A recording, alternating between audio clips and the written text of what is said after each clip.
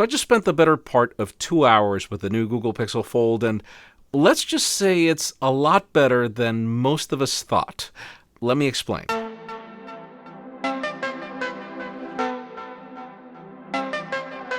Being able to impress anyone after the novelty has worn off is not an easy feat. For any company to be 4 generations late to a market and say, "Here I am," is automatic code for take the back seat. At this point, Samsung's Galaxy Z Fold 4 has already won the form factor wars, and Chinese manufacturers have already figured out how to make foldables smaller and even thinner.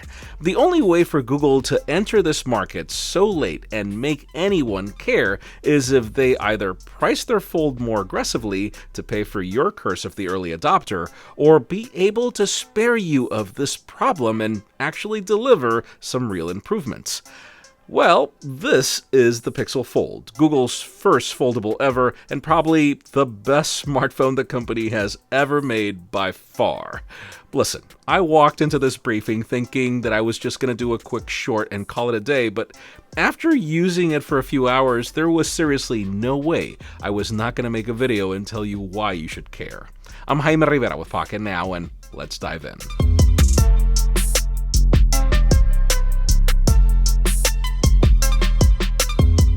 Tablet foldables in a nutshell are a very complicated topic because, well, Android tablets never really took off. Apps never embraced the platform as well as they did on the iPad. To then try to sell you a far more expensive tablet that folds into a sort of a phone doesn't make the idea any easier. The only solution is for it to be just as much of a good phone as it is a better tablet, and that's what I feel Google nails here. To start, the Pixel Fold looks and feels far better in real life than in pictures or videos. We thought it would look like the Find N to Fold, but nope, this phone is impossibly thin. So thin that at 12.1 millimeters, it's just 3 hairs thicker than the Galaxy S23 Ultra when closed, which means that when open, it sheds even more of the thickness we already have with the Z Fold 4. Its shorter aspect ratio also means this outer 5.8-inch AMOLED at 17.4 by 9 aspect ratio feels more like a regular phone than the taller solutions we get from Samsung. And then the screen is vibrant, plenty bright at up to 1550 nits at peak, and offers 120Hz refresh rate, so it doesn't skimp out on what competitors offer. Also, notice just how impossibly thin the stainless steel hinge is, and how there's absolutely zero gap when folded compared to the Z Fold 4. Obviously, this is a prototype, but there are no cracks or sounds when opening it, and even if there is a minor crease, it's definitely better than what we get on the Galaxy. Also, the rest of the Pixel Fold's materials are Gorilla Glass Victus and aluminum, so it's not the lightest, but manageable. Now, as for the internal panel, this is a 7.6-inch AMOLED with a 6:5 aspect ratio, 120Hz refresh rate, and tons of vibrance at 1450 nits of peak brightness. Yes, I do see the larger bezels, but honestly, they don't really bother me since it's part of the regular tablet accoutrement, and Google was smart enough to fit the selfie camera within, sparing you the need of a trashy module under the pixels, like what we have in today's current state of technology. The bezel also served as a smart way to distribute some of the internals to keep the phone thin, which is genius. Some of those include Google's Tensor G2, 12 gigs of RAM, up to 512 gigs of storage, IPX8 water resistance, and somehow even wireless charging for the 4821 mAh battery that I do not know how they fit here. And sure, you also get the latest forms of connectivity. Now, at the time of my briefing, this is still Android 13, and I didn't have much time to play with it given it's not a final product. What I will tell you is that all the multitasking features Google I/O showcased already have me excited.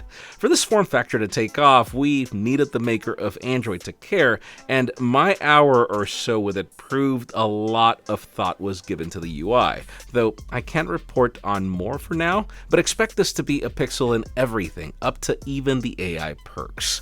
Another reason to be excited is the cameras, even if the specifications aren't necessarily the same as the Pixel 7 Pros.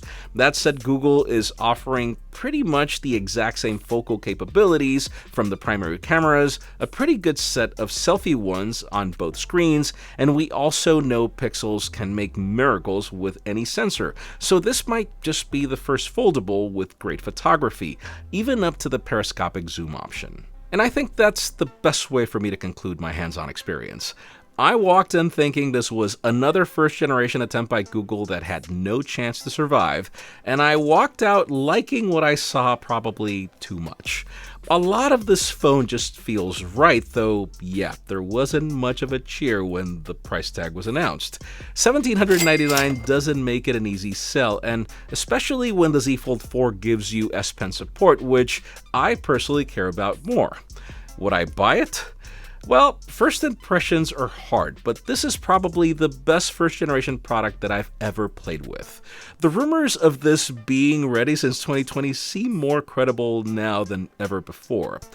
I'd say I would, mainly because of how it nails the phone and tablet balance better than other offerings we get in the US. Obviously, you'll have to wait for our full review coming later this year to give you the final verdict. Let us know what you think about the Google Pixel Fold in the comments down below, and while you're at it, follow us on social media and subscribe to our channel for more videos like this one. You can also follow me on my personal handles to see me be delighted by a first-generation product for the first time ever. Please give this video a thumbs up if you like what you saw. I'm Jaime Rivera. Thanks so much for watching. We'll see you on the next one.